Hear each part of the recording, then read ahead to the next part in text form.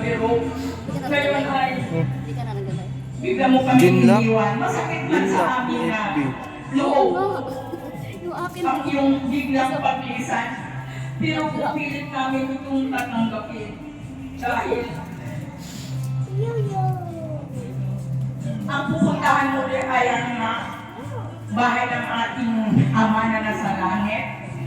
Alam namin sa iyong patuloy na paglalakbay doon sa tahanan ng ating Ama ay wala ka ng sakit na maramdaman at walang hapis. Hindi magkakaroon ka na ng kaligayahan na walang hanggan. Huwag kang makalala sa iyong asawa na si Tina. Andyan po yung 4 niyang anak, hindi siya pababayaan. At nandito rin naman ako na magsusubaybay sa kanila kung ako ay magkakaroon pa ng patuloy ang pagkakaroon ko ng magandang kalusugan. Huwag kang mag-aalala sa akin dahil aalagaan ko ng mabuti at ang kalusugan ko para umaba pa ng puti ang buhay ko at makakasama ko pa rin ang aking mga anak at mga apo. Ngayon, huwag ka rin mag-alala kasi ang nangyari sa iyo, hindi ka naman pinabayaan ng iyong mga anak, pinawa nilang lahat para madugtungan ka ng buhay. Pero ang buhay natin ay hanggang doon na kung gusto na niyang bawin sa atin ng ating mga anak. Ang memories mo, your memories still remain in our hearts. And we are always remember you, always and ever. Maraming salamat po. At sana po sa paglalakbay mo, nandun ka na sa tahanan ng ating Ama. Paalam. Mahal kong kapatid, ito na po ang huling gabi na makakasama ka namin. Yun na lang po, maraming salamat. Maraming salamat po, Mami Lisa. Tama po ang sinabi niyo, tayo po ay malalakbay lang dito po sa lupa. May kanya-kanya po tayong mission. Siguro po ang mission ni Daddy Van ay natupad na niya, kaya nangyayaan po.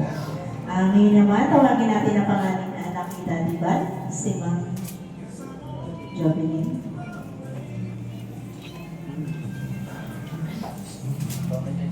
Hello! Nakadal kayo sa amin.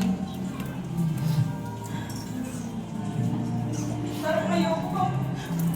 Ang gawin na wala na si Papa. Di ba ako ready kasi marami pa akong papalagpag sa kanila ni Papa. Alam mo yun. Kaya ako, Papa, papabayaan si Mama. Mga kapatid ko, kahit alam kong mahirap mag-isa sa abroad. Kayanin ko lahat bilang panganay, bilang ako. Kampanan niyo kahit mahirap at malayo sa kanila at sa mga anak ko.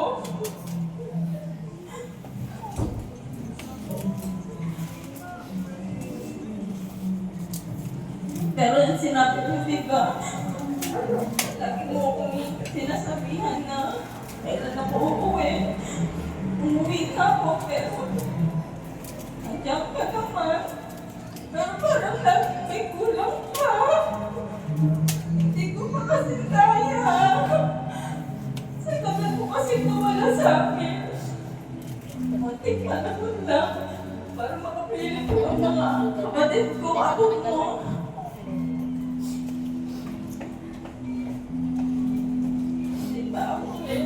Pero kung nakikita kita sa ospital na masasaktan at kalagit ko na po, hindi ko kaya. Parang gusto ko na lang sabihin sa kanya, Lord na, sige ko muna kung ayoko na siyang pahirapan pa.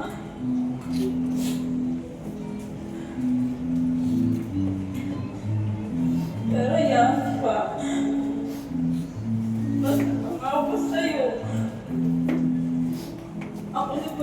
Mama.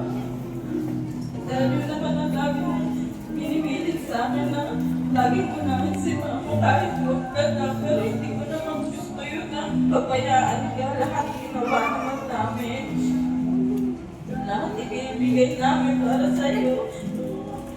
Sana hindi kami nagkulang kahit may hindi pagkakaintindihan. Alam ko naman na nilipas din yun at mawawala rin naman ko kasi alam ko na mahal ko ang mga anak ko.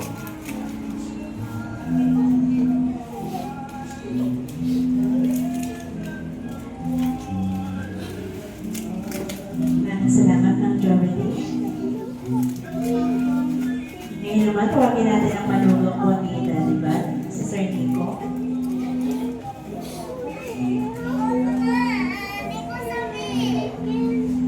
Si Magdala.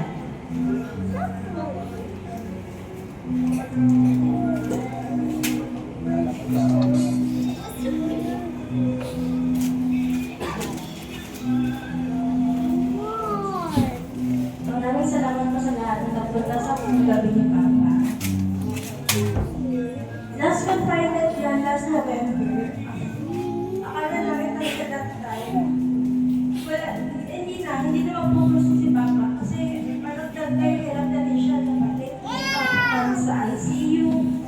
Dahil kamati po buha, pero nilirelease na namin kasi nilipas naman namin ng ICU. Umaki yung pakiramdam niya. So parang mabilis siyang nag-recover pagkalabas na ng ICU. So naisip namin this time, baka dapat hindi na namin ilagay sa ICU. So yun yung ginawa namin. So confinement na nag-August. Pero kasi this time, parang hirap na si Papa. And then may mga situation pa na nangyari.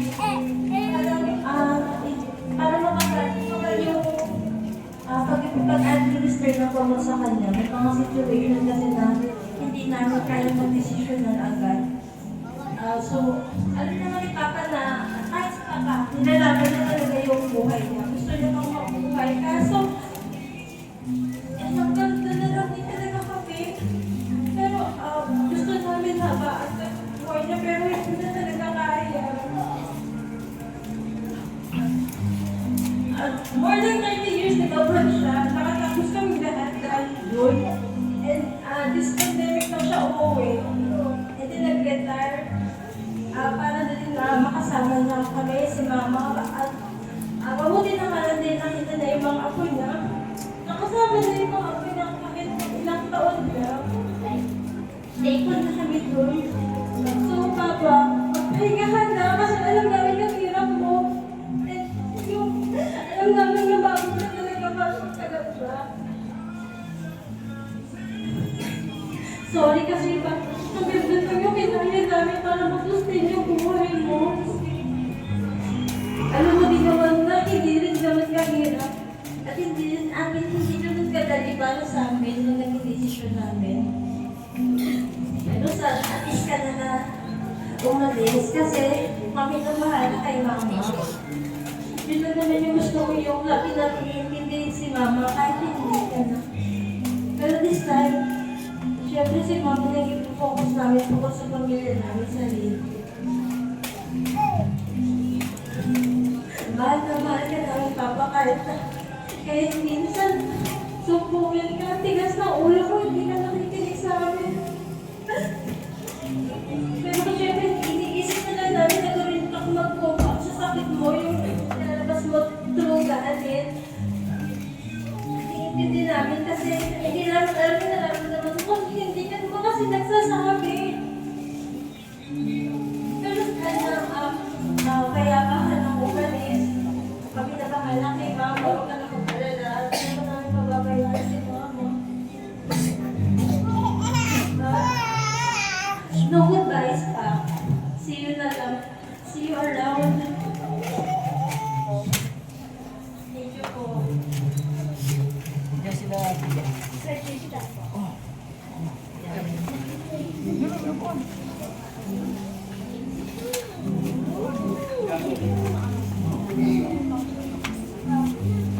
Tawagin natin ang pamangkin po ni Daddy Bal, si Sir Christian. Good memories po. Kay Daddy Van. Si Skyler, asan? Buti pa si Skyler, no? Good memories kay Lolo, ah.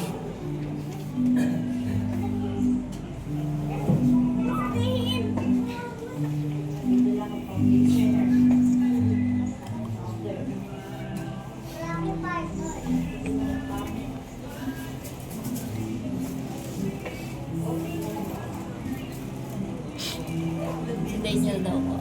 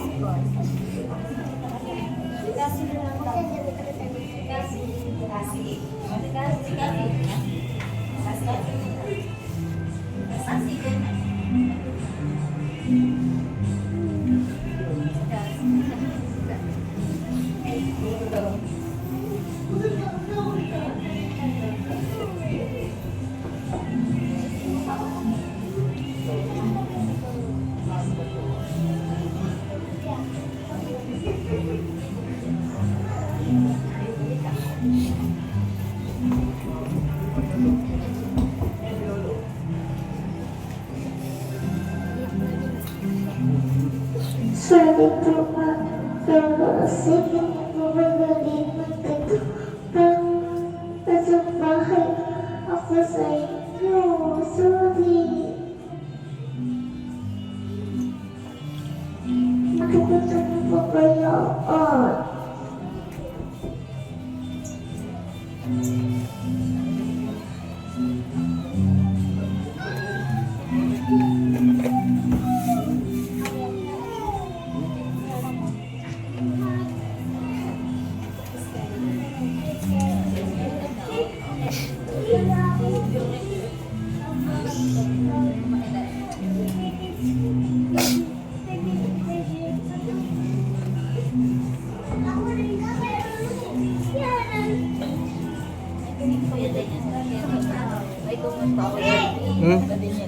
Si Daniel daw po.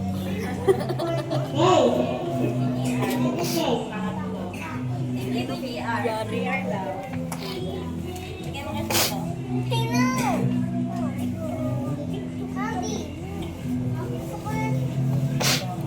Maraming salamat po sa punta niyo lahat sa ulitan ng pray para po sa aming pagkakabahan.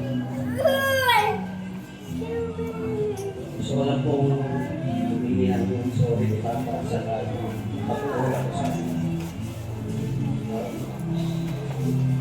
Napangako ko na lahat ng pagkukulang na nagawa ko sa iyo.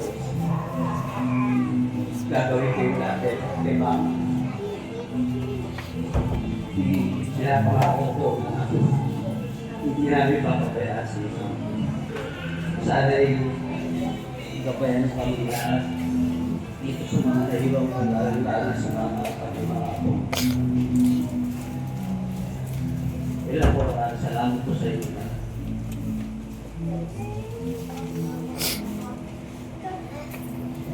Sir, meron pa po ba gusto mag-share ng good memories kay Daddy Van? Volunteer? Sir. Daniel daw po. Sir. Meron po ba? Baka may pamangkin pa.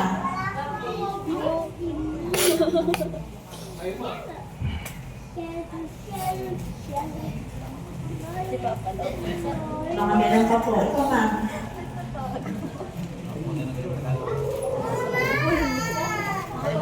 Ay, pamangkin. Mga memories po nilo kay Daddy Van. Okay na po yung share nyo na masabi, hindi nyo nasabi kay Daddy Van.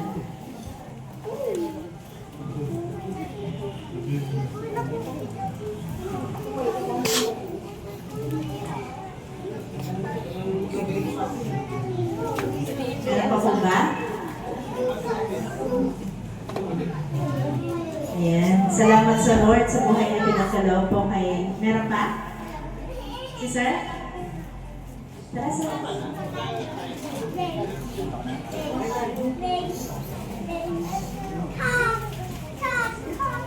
Nga pala si Ronaldo, parang magiging ni Uncle Val. Mahanap ko lang kay Uncle. Hindi ko sa Lisa.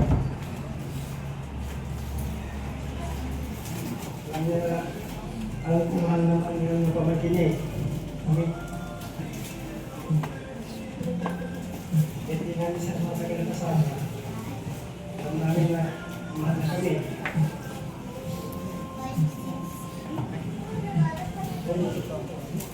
Hindi ko tayo magagamit ko dito sa iba. Alam ko sa pag-isa. Gano'n mo ka mga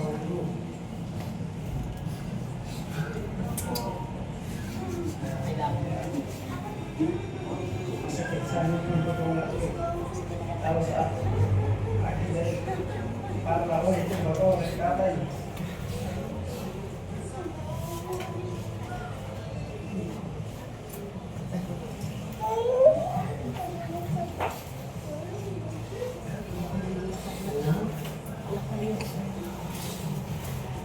Salamat po. Opo.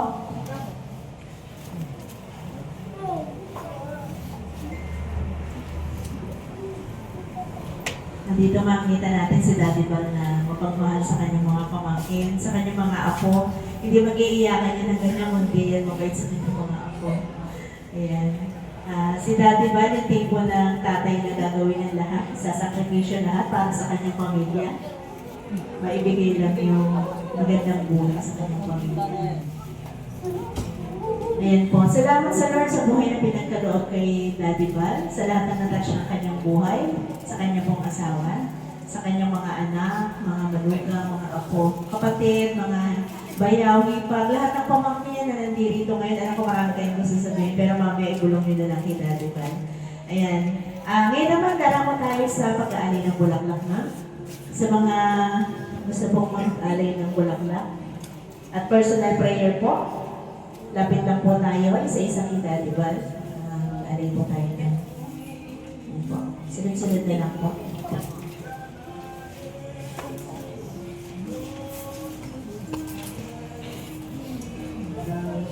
Sige po.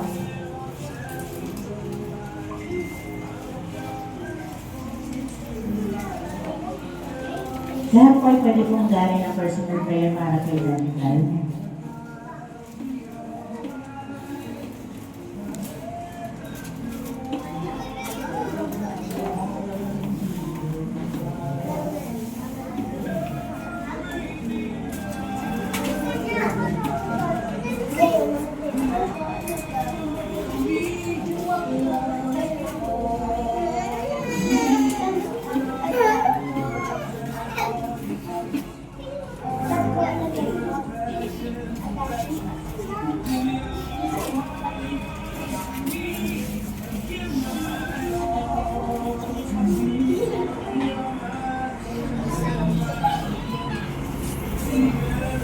Sige po, sunod-sunod na lang po. Kung mga gusto po mag-alay ng personal prayer, lapit lang po tayo.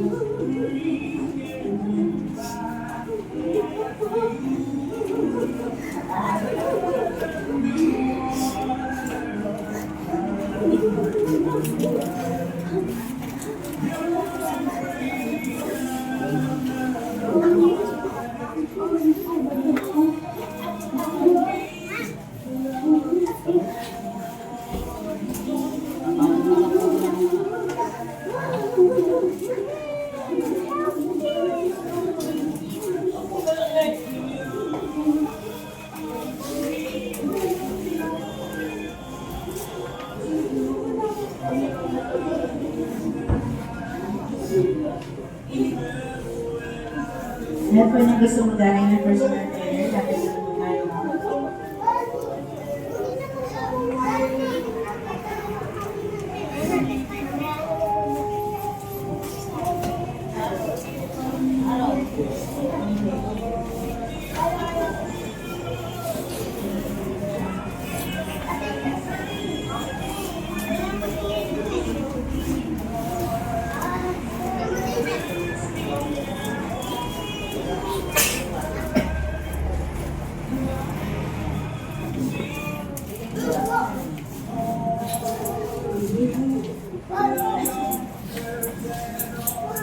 Meron po na gusto magaling ng personal trainer, dapat lang po.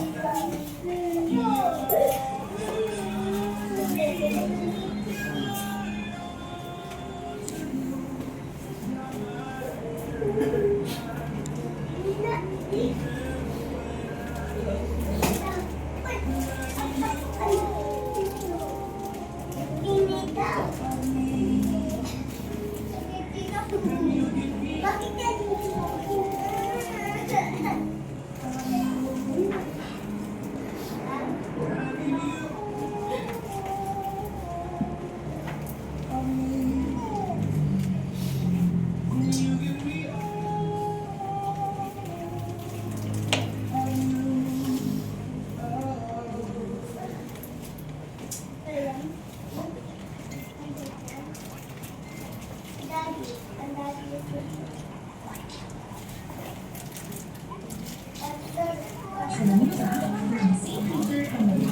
Social responsibility. Ikaw ang naman.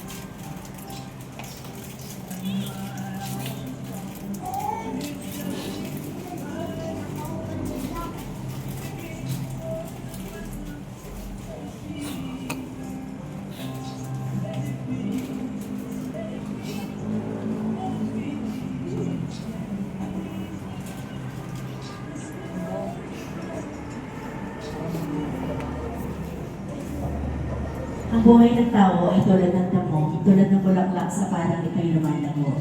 At kapag umihip ang hangin, ito'y nalalagas, nawawala at hindi na nakikita. Ngunit ang pag-ibig ng Panginoon ay magpawalang hanggan. Muli inanya ko po ang lahat na tumayo para sa ating pangwakas na panalangin. Dakilang Diyos sa aming Panginoon, muli aming pong sama-samang pagpupuri at pasasalamat para sa lahat ng biyaya at pagpapala na binigyan mo kay Daddy Bang sa loob ng 63 taon. Aming pong dalangin ang pamilya na kanyang naiwan na nawa sila ay patuloy niyong gabayan at ingatan. Dalangin po namin na dagdagan niyo pa ang kanilang pananampalataya sa inyo. At nawa po Panginoon ang lalo pang magbigis ng kanilang pagmamahalan. Tulungan niyo po sila na patuloy na manampalataya sa inyo bilang aming Panginoon. At sa panahon ng malungkutan, ikaw po magbigay sa kanila ng kaaliwan. At mula po sa St. Peter Library and Chapel, namin din pong papuri at pasasalamat sa buhay na pinagkaloob niyo kay Daddy Bal. Ito po yung aming dalangin sa pangalan ng Ama, ng Anak, at ng Espiritu Santo. Amen.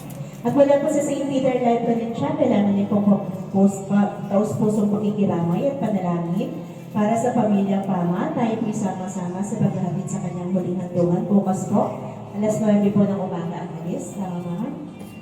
Yahatid po si Daddy Bal sa Green Haven Memorial Park po sa Ensaba. Ayan po, ako po ang inyong host, Marife Ignacio Cordero po, Sales Agent Collector po ng St. Peter Santa Maria Ranch. Magandang gabi po sa ating lahat.